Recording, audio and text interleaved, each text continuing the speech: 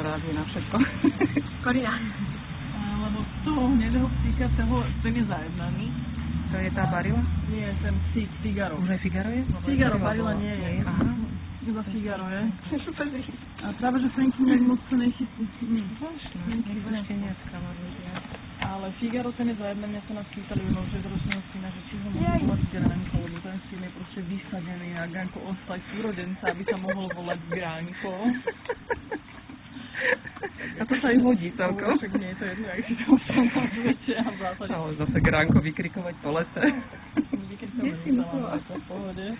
Už som posledný raz stretli dialog, na ktorého vykrikovali na núk, tak v pohode.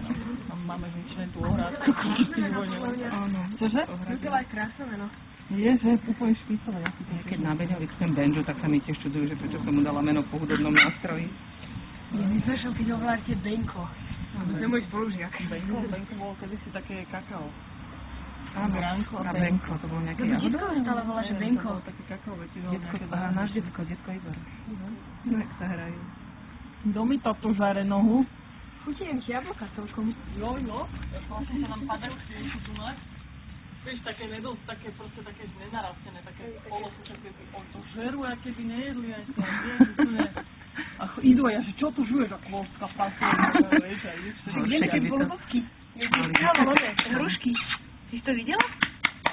U babky, áno, aj u nás doma. Babky proste hodil sa na zadne a strhával. No nutina, že tieto jablka, čo tu padajú, tak ona si ich bere a žere ich normálne. Ale Ben ich strhá zo stromu. Ja Aj ich tak si odtrhne a nechá ale tak. tak sme nedošli, ale ľúbi napríklad teraz, keď jeme melóny alebo kukurice, tak šupky z melónov a šúpky z kukurice, Áno, tie áno. už čisté. Áno, to je verí. Čo má Ale niekedy aj celú kukuricu. Čo má papať? Ale to je to-